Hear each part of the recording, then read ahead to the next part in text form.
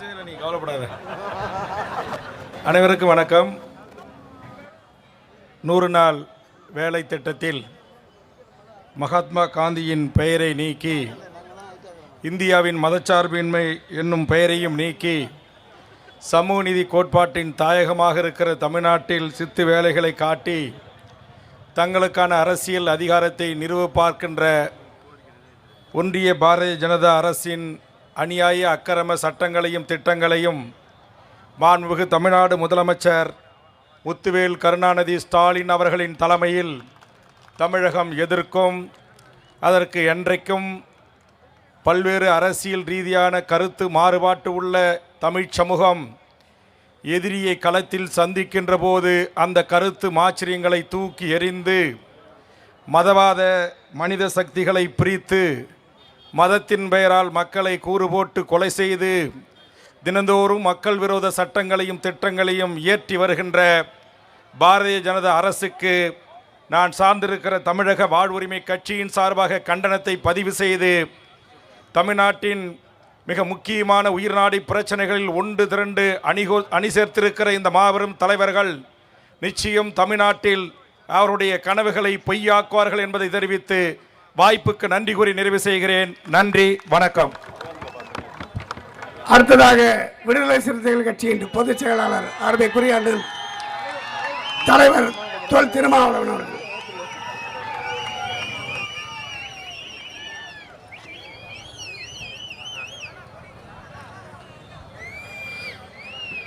அன்பார்ந்த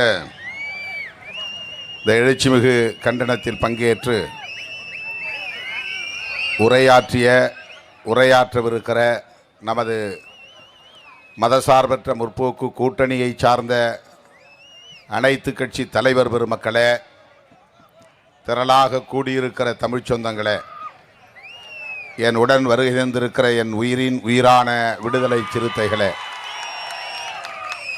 உங்கள் அனைவருக்கும் என்னுடைய பணிவார்ந்த வணக்கத்தை தெரிவித்துக் கொள்கிறேன். இடையிலே விடைபெறக்கூடிய நிலைமைக்காக வருந்துகிறேன். சில நாட்களுக்கு முன்பு மாண்புமிகு முதல்வர் அவர்களை நான் சந்தித்த போது இடதுசாரிகளும் விடுதலை சிறுத்தைகளும் இந்த 100 நாள் வேலையை ஒழிக்க நினைக்கும் பாஜக அரசை கண்டித்து ஆர்ப்பாட்டம் நடத்தப் போவதாக செய்திகள் பார்த்தேன். எல்லோரும் சேர்ந்து கண்டிக்கலாமே, ஆர்ப்பாட்டம் செய்யலாமே என்ற கருத்தை புன்முறுவலோடு சொன்னார். முதலமைச்சர் அவர்கள்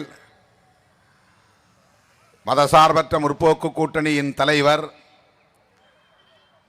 இந்த ஆர்ப்பாட்டத்தை நமது கூட்டணியின் சார்பிலே நடத்த வேண்டும் என்று சொன்னதும் அண்ணன் உடனடியாக அந்த அறிவிப்பை செய்யுங்கள், நாம் இணைந்து செய்வோம் என்று நான் அவரிடத்திலே கூறினேன். அதன் அடிப்படையில் தான் நம்முடைய தோழமை கட்சி தலைவர்களை தொடர்பு கொண்டு நேற்று நடத்துவதாக நாம் அறிவித்திருந்த ஆர்ப்பாட்டத்தை இன்றைக்கு மாண்புமிகு முதல்வர் அவர்களின் கட்டளையின்படி நாம் தமிழ்நாடு முழுவதும் நடத்தி கொண்டிருக்கிறோம். 2 காரணங்களுக்காக. ஒன்று, இந்த பெயரை 100 நாள் வேலை திட்டத்திற்கான பெயரை மாற்றியிருக்கிறார்கள், அதிலே அரசியல் உள்நோக்கம் இருக்கிறது. 2வது, மாநில அரசுக்கான நிதிச்சுமையை உயர்த்தி இருக்கிறார்கள். இது மிகவும் உள்நோக்கம் கொண்டது. மாநில அரசுகள் தமிழ்நாட்டை போல எல்லா மாநில அரசுகளும் நிதி வலிமை கொண்ட மாநில அரசுகளாக இல்லை. எனவே மாநில அரசுகள் அவர்களாகவே இந்த திட்டத்தை கைவிடும் நிலை உருவாகும். ஆக இந்த திட்டத்தை முற்றாக ஒழிக்க வேண்டும் என்பதுதான் மோடி வகையராவின் உள்நோக்கம். ஒன்று, அவர்களுக்கு காந்தியின் பெயர் அறவே பிடிக்காது.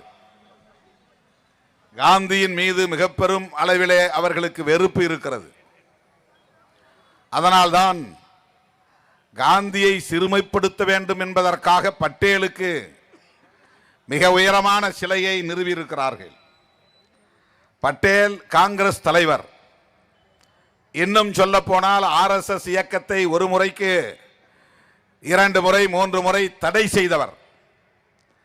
இந்த இயக்கம் வளர்ந்தால் நாடு நாசமாகும் என்று வெளிப்படையாக எச்சரித்தவர் சர்தார் பட்டேல்.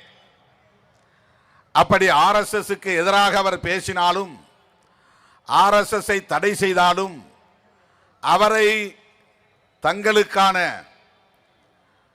கொள்கை சார்ந்த தலைவராக அவர்கள் இன்னும் கருதுகிறார்கள், நம்புகிறார்கள், உயர்த்தி பிடிக்கிறார்கள். காங்கிரஸ் கட்சியை சார்ந்த ஒரு மூத்த தலைவருக்கு இவர்கள் பெருமுயற்சி எடுத்து இந்தியாவிலேயே மிக உயர்ந்த சிலையை நிறுவி இருக்கிறார்கள். காந்தி என்கிற பெருங்கோட்டுக்கு முன்னால் மிகப்பெரிய கோட்டை இழுத்து காந்தியை சிறு கோடாக ஆக்குவது, காந்தியை சிறுமைப்படுத்துவதற்காகவே இந்த கும்பல் அதை செய்கிறது. எங்கே காந்தி அடையாளங்கள் இருந்தாலும் அதை அழித்தொழிப்பதிலே குறியாக இருக்கிறார்கள். அதற்கு இன்னொரு சான்றை சொல்லலாம். காந்தியடிகளை சுட்டுக் கொன்ற நாத்ராம் கோட்சேவை தேசபக்தர் என்று சொல்லுகிறார்கள். நாட்டு மக்களிடையே கோட்சே ஒரு கொலையாளி, ஒரு தேச விரோதி, தேச தந்தையை படுகொலை செய்த கொடூரமானவன் என்று வரலாறு பதிவாகி இருக்கிறது. ஆனால் அந்த நாத்துராம் கோட்சேவை தேசபக்தர் என்று சொல்லுகிற கும்பல், காந்தியின் உருவ பொம்மையை கொளுத்துகிற கும்பல், இன்றைக்கு உத்தரப்பிரதேசம், குஜராத் போன்ற மாநிலங்களிலே காந்தியடிகளின் உருவப்பொம்மையை கொளுத்துகிறார்கள். இன்னொரு நிகழ்ச்சியும் நீங்கள் சமூக வலைத்தளத்திலே பார்க்கலாம். ஒரு பெண்மணி, அவர் நாடாளுமன்ற உறுப்பினராகவும் இருக்கிறார், அமைச்சராகவும் இருந்தார் என்று கருதுகிறேன். ஒரு குண்டுவெடிப்பு வழக்கிலே அவர்தான் குற்றவாளி, முஸ்லிம்கள் இல்லை என்று தண்டிக்கப்பட்டவரும் கூட. அவர் காந்தி பொம்மையை நிறுத்தி போலி தீபாவளிக்கு சுடுகிற துப்பாக்கி என்று கருதுகிறேன், அந்த துப்பாக்கியால் அவரை நோக்கி சுடுகிற காட்சி. கொல்லப்பட்ட காந்தியை மீண்டும் மீண்டும் கொல்ல துடிக்கிற கும்பல் கோட்சே கும்பல். காந்தியை தேசப்பிதா என்று சொல்லக்கூடாது, கோட்சேவை தேசப்பிதா என்று சொல்ல துடிக்கிற கும்பல். ஆங்கிலேயரிடம் மன்னிப்பு கடிதம் எழுதி கொடுத்துவிட்டு விடுதலை பெற்ற ஒரு கோழையை இன்றைக்கும் வீரன் என்று சொல்லித் திரிகிற கும்பல், வீர சாவர்கர் என்று அவரை உயர்த்தி பிடிக்கிற கும்பல். ஆகவே இந்த தேசம் காந்தியை போற்றுகிறது, அவருடைய தியாகத்தை போற்றுகிறது. திரும்பும் திசையெல்லாம் அவருக்கு சிலைகள் இருக்கின்றன, திட்டங்கள் எல்லாம் அவரது பெயரில் இருக்கின்றன, பயன்படுத்தும் ரூபாய் நோட்டில் அவர் பெயர் படம் பொறிக்கப்பட்டிருக்கிறது. இது அவர்களால் சகித்துக் கொள்ள முடியவில்லை. எப்படியாவது அழித்தொழிக்க வேண்டும்.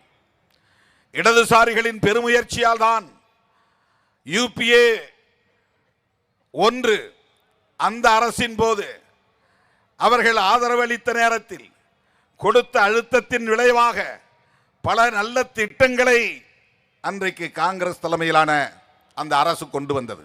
அதிலே ஒன்றுதான் தேசிய ஊரக வேலை வாய்ப்பு உறுதி சட்டம். படித்தவர்கள் வேலை வாய்ப்பு பெற முடிகிறது, இடஒதுக்கீடு பெற முடிகிறது, தனியார் துறைகளில் வேலை வாய்ப்பை பெற முடிகிறது. ஆனால் விவசாயத்தை மட்டுமே நம்பி கிடக்கிற மக்கள், உழைக்கிற மக்கள், பெரும்பான்மையாக கிராமப்புறங்களிலே கிடக்கிற மக்கள் வானத்தை மட்டுமே நம்பி கிடக்கிறார்கள். வானம் பொய்த்தால் வேலை இல்லை. முப்போகம் விளைந்த நிலம் இப்போது ஒரு போகம்தான் விளைகிறது. ஆண்டுக்கு ஒரு முறை விவசாயம் என்கிற போது அவர்களுக்கு வருடத்தில் 365 நாட்களில் எத்தனை நாட்கள் விவசாய வேலை கிடைக்கும்? நிலம் வைத்திருப்பவன் வேறு, நிலத்தை நம்பி உழைக்கிற விவசாய தொழிலாளர்கள் வேறு. அவனிடம் நிலம் இருக்காது, நிலத்தை உழுவதற்கான கருவிகள் இருக்காது, அவனுக்கு வேறு எந்த வருமானத்திற்கான வழியும் இல்லை. அந்த விவசாய வேலையை மட்டுமே நம்பி இருக்கிறான். பெண்களாக இருந்தாலும் ஆண்களாக இருந்தாலும் வரப்பு வெட்டவோ, நீர் பாய்ச்சவோ, ஏர் ஓட்டவோ, அறுப்பு அறுக்கவோ, விதை விதைக்கவோ இப்படிப்பட்ட இந்த விவசாய தொழிலை நம்பி கிடக்கிற விவசாய பெருங்குடி மக்களுக்கு வருமானத்திற்கு வழியில்லை. எனவே அரசு அவர்களுக்கான வருமானத்தை உறுதி செய்வதற்காக வேலை வாய்ப்பு திட்டம் கொண்டு வர வேண்டும் என்று இடதுசாரிகள் முன்மொழிந்ததன் அடிப்படையில் அந்த அரசு UPA 1 கொண்டு வந்த சட்டம்தான். வருடத்தில் 100 நாட்களாவது விவசாயம் அல்லாத நிலையில், விவசாயம் பொய்த்து போகிற நிலையில், விவசாயம் சார்ந்த வேலை வாய்ப்பு இல்லாத நிலையில் அவர்களுக்கு ஏதேனும் ஒரு வேலை வாய்ப்பை உறுதி செய்ய வேண்டும்.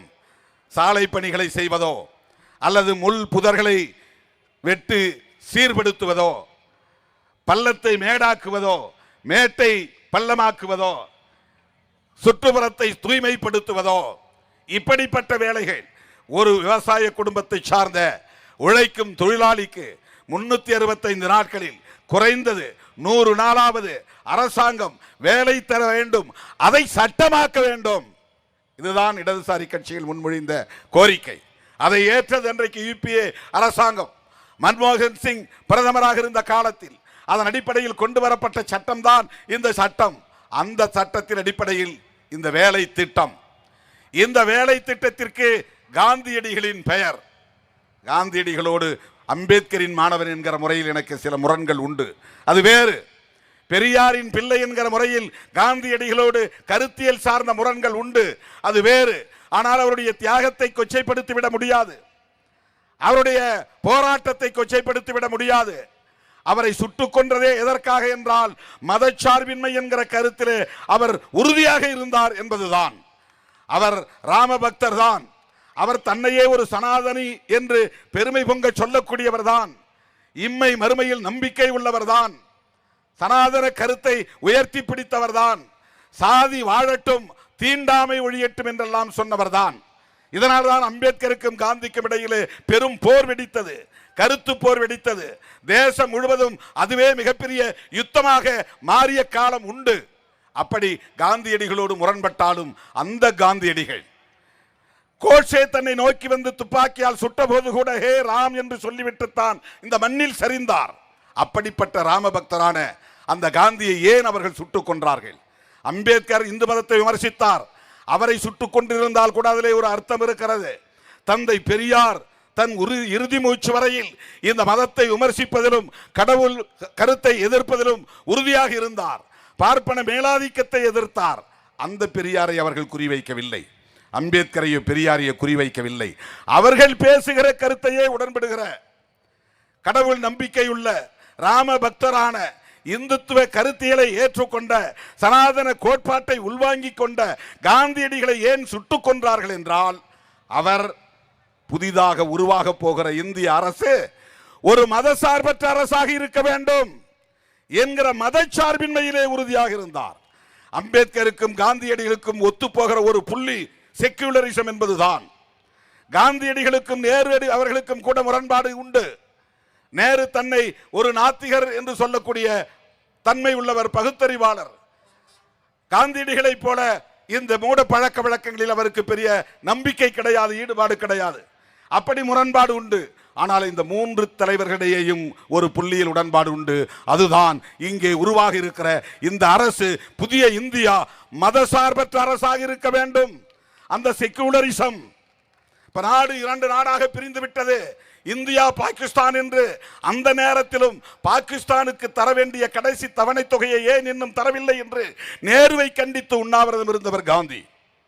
அது புதிதாக உருவாகிற தேசம், அதற்கு இந்தியா ஒரு தொகையை தர ஒப்புக்கொண்டது. 2 தவணை கொடுத்தாகிவிட்டது, கடைசி தவணை கொடுக்கவில்லை. ஏன் தாமதம்? அதை உடனே தாருங்கள் என்று பாகிஸ்தானுக்கு நிதியை உடனே தர சொல்லி உண்ணாவிரதம் இருந்தவர் காந்தி. இந்துக்களும் முஸ்லிம்களும் ஒற்றுமையாக இருக்க வேண்டும் என்று சொன்னவர் காந்தி. புதிதாக உருவாக இருக்கிற இந்த அரசு மதசார்பற்ற அரசாக இருக்க வேண்டும் என்று வலியுறுத்தியவர் காந்தி. இதைத்தான் கோட்சே கும்பலால் பொறுத்துக் கொள்ள முடியவில்லை. இந்து மகா சபையை சார்ந்தவன் RSS இயக்க தலைவர்களோடு உறவாடி சதித்திட்டம் தீட்டி அவரை பார்த்து வணங்குவது போல் 2 கைகளையும் கூப்பி அவரை நெருங்கி துப்பாக்கியால் சுட்டுக் கொன்றார்கள். ஏன் காந்தியை சுட்டுக் கொன்றார்கள் என்றால் மதச்சார்பின்மை கருத்திலே அவர் உறுதியாக இருந்தார் என்பதுதான். அந்த மதச்சார்பின்மைக்காகத்தான் இங்கே நாம் அனைவரும் கூடியிருக்கிறோம். இந்த அரசு, இந்த கூட்டணிக்கு நம்முடைய முத்தமிழறிஞர் கலைஞர் அவர்கள் வைத்த பெயர் எவ்வளவு முன்னுணர்ந்து வைத்திருக்கிறார், தொலைநோக்கு பார்வையோடு வைத்திருக்கிறார், கருத்தியல் சார்ந்து வைத்திருக்கிறார். மதசார்பற்ற முற்போக்கு கூட்டணி. இந்த கூட்டணியே மதசார்பற்ற முற்போக்கு கூட்டணி. ஆக அந்த மதசார்பின்மை கருத்திலே அவர் உறுதியாக இருந்ததனால்தான் இந்திய அரசமைப்பு சட்டம் உருவாகிற போதே இந்த அரசாங்கத்திற்கு ஒரு ஸ்டேட் ரிலீஜன் இல்லை. அவர்கள் விரும்பிய இந்து ராஷ்டிரத்தை உருவாக்க முடியவில்லை. 3 முறை ஆட்சிக்கு வந்தும் கூட இன்னும் அவர்களால் இந்த தேசத்தை இந்து தேசம் என்று பிரகடனப்படுத்த முடியவில்லை. இதற்கெல்லாம் காரணம் காந்திதான் என்கிற வெறுப்பு. காந்தியடிகளின் பெயரை இதிலிருந்து நீக்க வேண்டும் என்பதிலே அவர்கள் குறியாக இருந்தார்கள், நீக்கிவிட்டார்கள். இப்ப புது பெயர் VBG ராம்ஜி தான் பெயர். இவ்வளவு பெரிய பெயர். விக்ஷித் பாரத் VB ஒரு ஐஃபன், ஜினா கேரண்டி, ஆர்னா ரோஜ்கர், ஏனா ஆஜீவிகா, எம்னா மிஷன். அந்த கடைசி ஜி எதுக்கு போட்டிருக்கான்னு தெரியல. Viksit Bharat, guarantee for Rozgar, Ajeevika, mission. இதெல்லாம் இந்தியையும் திணிக்கிறான் மறைமுகமா. அவன் பெயர் வைக்கக்கூடிய திட்டங்கள்ல இன்னொரு புறம் இந்தி திணிப்பும் இருக்கிறது, இன்னொரு புறம் அவனுடைய கருத்தியல் திணிப்பும் இருக்கிறது, இன்னொரு புறம் அவனுடைய கருத்தியல் பகைவர்களை வீழ்த்துகிற முயற்சி, காந்தியை அழித்தொழிக்கிற முயற்சி. காந்தி பெயர் எடுத்துட்டா காங்கிரஸ் ஒழிச்சிட முடியும். அவனுடைய கனவு அதுதான். காங்கிரஸ் இல்லாத பாரதம், கம்யூனிஸ்டுகள் இல்லாத பாரதம், திராவிட அரசியல் இல்லாத பாரதம், இதுதான் அவருடைய கனவு. இப்படிப்பட்ட இந்த சூழலில் தான் நாம் இன்றைக்கு ஒருங்கிணைந்து இருக்க வேண்டிய ஒரு காலத்தின் தேவை உருவாகி இருக்கிறது.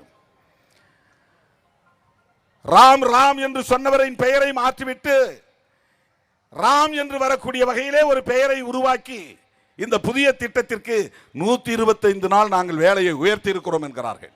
உயர்த்தினால் நீ 100% நீயே நிதியை ஒதுக்க வேண்டியது தானே, 40% மாநில அரசு கொடுக்க வேண்டும் என்று எதற்காக ஒரு செக்? ஏனென்றால் தமிழ்நாட்டை போல எல்லா மாநிலங்களும் பொருளாதாரத்திலே வளர்ச்சி அடைந்திருக்கவில்லை.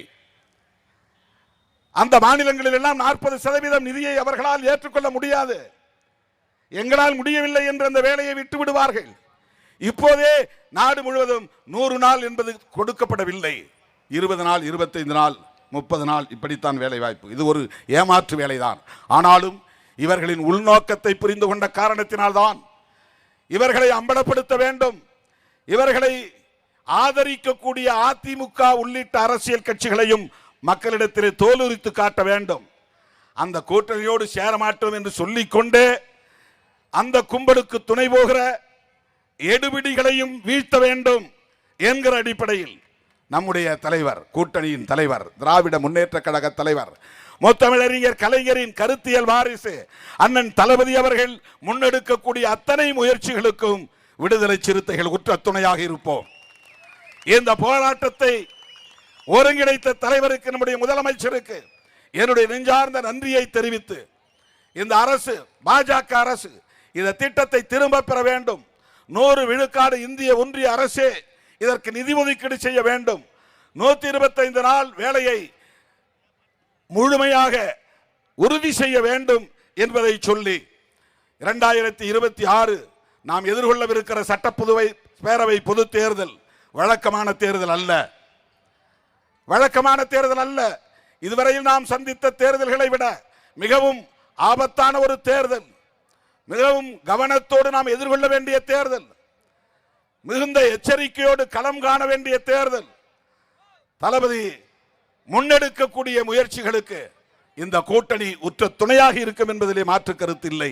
அதைவிட நாம் மக்களிடத்திலே வெகுவாக போய் இந்த கும்பலின் சூது, சூழ்ச்சி, இவர்களின் சதி திட்டம். இப்ப வரும்போது ஒரு வீடியோ பார்த்தேன், அதை சொல்லி முடிக்கிறேன். 2 பேர் கார்ல இருந்து இறங்குறான். கிறிஸ்துமஸ் விழாவுக்காக கிறிஸ்துமஸ் தாத்தா பொம்மைகளை விற்று கொண்டிருக்கிறார்கள் பிளாட்ஃபார்மில். ஏழை எளிய மக்கள் ஏதோ அதை விற்றா 10 ரூபாய் காசு லாபம் கிடைக்கும் என்ற அடிப்படையில் அவர்கள் கிறித்தவர்களா இல்லையா தெரியாது. 4 பேர் இறங்கி குண்டர்கள் மிரட்டுறான். இது இந்து ராஷ்டிரம், இங்கே கிறிஸ்தவ பொருள் விற்கக்கூடாது. ஹிந்தியில், அது தமிழில் போட்டிருக்காங்க. என்ன நடக்கிறது? எப்படிப்பட்ட ஒரு அரசியல் இங்கே தலை தூக்குகிறது? தமிழ்நாட்டிலே அவர்கள் வேரூன்றினால் என்ன ஆகும்? அவர்கள் வலிமை பெற்றால் என்ன ஆகும்? பெரியாரை இழித்தும் பழித்தும் பேசுகிற கும்பலின் துணையோடு இங்கே அவர்கள் காலூன்ற பார்க்கிறார்கள், வேரூன்ற பார்க்கிறார்கள். பெரியார் திராவிடர் கழகத்திற்கு மட்டுமல்ல, பெரியார் திராவிட முன்னேற்ற கழகத்திற்கு மட்டுமல்ல, பெரியார் திராவிட இயக்கங்களுக்கு மட்டுமல்ல, ஒட்டுமொத்த மக்களுக்குமான தலைவர், ஒரு மாமனிதர். வடமொழியிலே மகாத்மா என்றால் தமிழிலே பெரியார். இவரும் மகாத்மா தான். மகா என்றால் பெரியார், ஆத்மா என்றால் பெரிய ஆள் என்றுதான் பொருள். பெரிய ஆள் என்பதுதான் இருவிகுதியோடு பெரியார் என்று அழைக்கப்படுகிறார். ஆகவே தமிழ்நாட்டை சார்ந்த நம்முடைய மகாத்மா தந்தை பெரியாரின் அரசியலை யார் சீண்டினாலும் வீழ்த்த நினைத்தாலும் அதை எதிர்த்து போரிடுவதுதான் நம்முடைய உண்மையான போராட்டம். இந்த தேர்தல் இடையிலே வருகிற நாம் சந்திக்கிற ஒரு களம், அவ்வளவுதான். இங்கே பாசிச சக்திகளுக்கு, சனாதன சக்திகளுக்கு ஒருபோதும் நாம் இடம் கொடுக்க கூடாது என்பதை சொல்லி இந்த திட்டத்தை நடைமுறைப்படுத்த வலியுறுத்தி, மேலும் தமிழ்நாடு அரசு உரிய, அதாவது காந்தியடிகளின் பெயரை அதே பெயரில் இந்த திட்டத்தை நடைமுறைப்படுத்த சொல்லி தமிழ்நாடு அரசு, தமிழ்நாடு முதலமைச்சர் முன்னெடுக்கக்கூடிய முயற்சிகளுக்கு துணை நிற்போம் என்பதை சொல்லி வாய்ப்புக்கு நன்றி கூறி முடிக்கிறேன். நன்றி, வணக்கம். அடுத்ததாக திராவிட பேராசிரியர் சுபைர் அவர்கள்.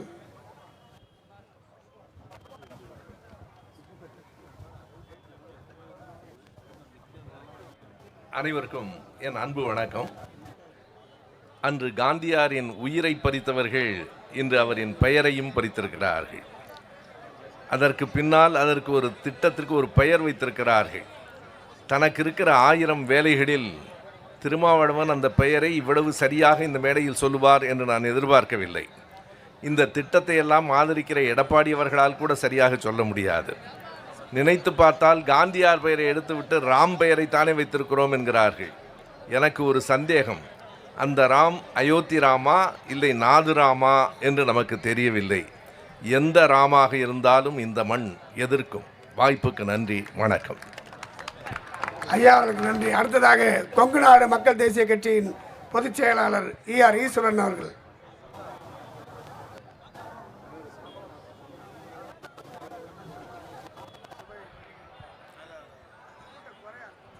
மேடையில் அமர்ந்திருக்கிற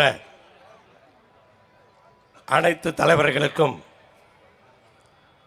இந்த ஆர்ப்பாட்டத்திலே ஆதங்கத்தோடு பங்கு பெற்றிருக்கிற அத்தனை பேருக்கும் என்னுடைய வணக்கத்தை தெரிவித்துக் கொள்ளுகிறேன். மகாத்மா காந்தி மீது இவர்களுக்கு என்ன கோபம் என்று தெரியவில்லை. மகாத்மா காந்தி என்பது உலக அரங்கிலே இந்தியாவினுடைய அடையாளம். பல நாடுகளிலே இந்தியா என்று சொன்னால் அது காந்தி தேசமா என்று கேட்கின்ற அளவிற்கு அத்தனை நாடுகளிலும் காந்தியினுடைய சிலையை வைத்திருக்கிறார்கள். உலகத் தலைவர்கள் யார் டெல்லிக்கு வந்தாலும் மகாத்மா காந்தி மீது உள்ள மரியாதையால் அவருடைய நினைவிடத்துக்கு சென்று வணங்குகிறார்கள். மொத்தத்தில் காந்தியினுடைய பெயரை உலக அளவில் அழித்துவிட்டு அதற்கு மாற்றாக இவருடைய பெயரை கொண்டு வருவதற்கான முயற்சிதான் தொடர்ந்து நடந்து கொண்டிருக்கிறது என்பதை நாம் பார்க்கின்றோம்.